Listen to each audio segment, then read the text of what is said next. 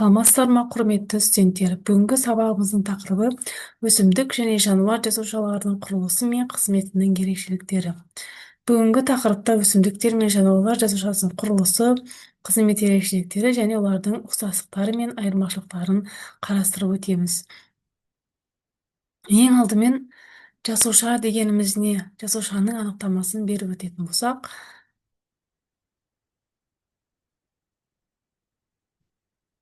жасуша бұл тірі ағзалардың құрылымдық және функционалдық ең кіші бірлігі. Барлық тірі организмдер, өсімдіктер болсын, жануарлар болсын, саңырауқұлақтар, бактериялардың барлығы бір немесе бірнеше жасушалардан тұрады.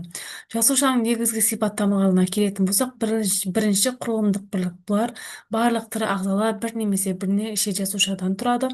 Екінші функционалдық бірлігі бұлар тіршіліктің барлық негізгі процестері, зат алмасу, көбею, өсу, қозғалғыштық жасуша ішінде жүреді. Ал үшінші тұқым қуалаушық сақтайды және жеткізеді. Бұлар жасуша генетикалық ақпаратты ДНК келесі ұрпаққа береді. Келесі тірі жасушаның негізгі құрылысы. Барлық тірі жасушаның негізгі құрылысы жасуша мембранасы, цитоплазма және негізгі құрылымдық бірлігі ядро болып табылады екен. Бірінші жасушаның мембранасы. Бұлар қандай қызмет атқарады екен? Олар жасушаның сыртынан қоршап тұрады.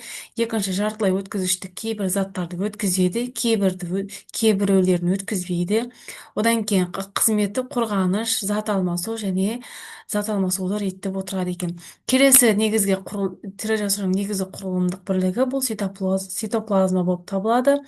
Олар жасуша ішін толтырып тұратын тұтқыр сұйықтық болып келеді. Оның ішінде органоидтар орналасады және зат алмасу процестері осы жерде жүреді екен. Келесі бұл ядро. Ядро бұл негізгі органоид болып табылады.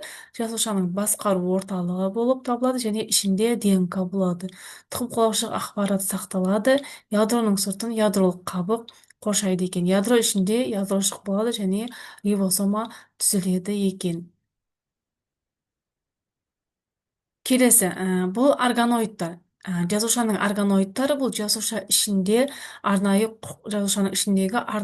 органоид дегеніміз бұл жасуша ішіндегі арнайы құрылымдар болып табылады екен. Енді бірінші қатарда тұрғандар бұл жасушаның органоидтары болып табылады, ал екінші бұл қызметін қарастырып өтеді екенбіз. Органоидтар, яғни бірінші бұлар митохондрия органоид, олар энергетикалық станция, яғни АТФ-ті өндіреді. Келесі органоид бұл рибосома болып табылады, олардың қызметі ақуыз синтезін жүзеге асырады. Келесі эндоплазмалық тор болып табылады, олар заттарды тасымалдау және өңдеу қызметін атқарады. Келесі голджи кешені, олар заттарды өңдеп шығарады екен. Келесі лизосома, қажетсіз заттарды ыдыратады. Бұлар жануар жасушаларында көптеп кездеседі екен. Келесі пластиттер, яғни хлоропласттар. Бұлар тек өсімдік жасушаларында ғана болады және фотосинтезде жүреді екен. Ең соңғы органоид бұл вакуоль болып табылады. Ол судың, тұздардың, еріген заттардың қорын сақтайды екен.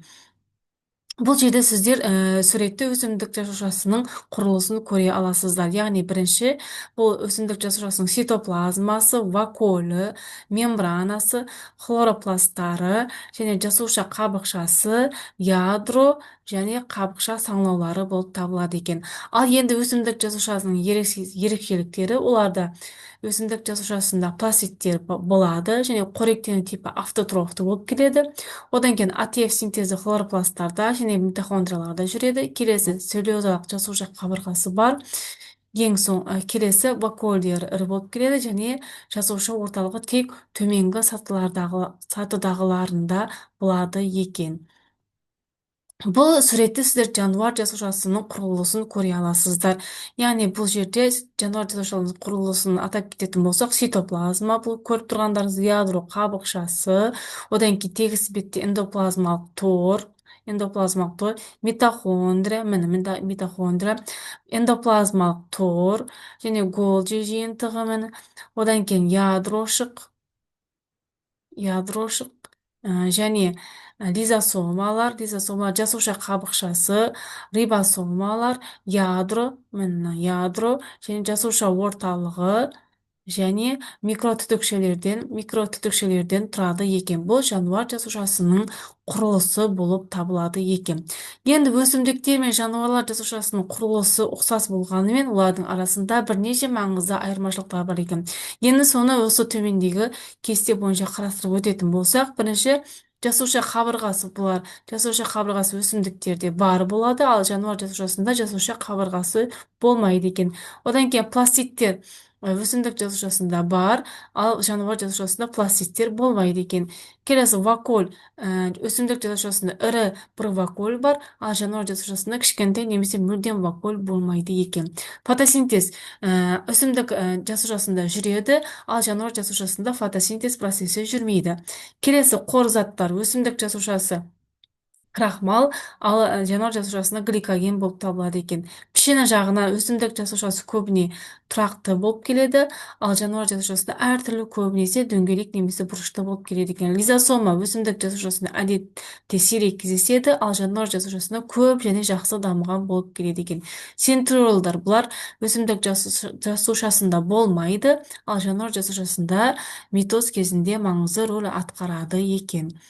Енді сабағымызды қорытындылай келетін болсақ, өсімдік жасушасы фотосинтезге қабілетті, целлюлоза қабырғасы бар, ірі вакуоль мен пластиктері бар болып табылады екен. Ал жануар жасушасы пішінді болып келеді, және хлоропласт пен қатты жасуша қабырғасы жоқ, бірақ лизосома мен центриолдары бар болып келеді.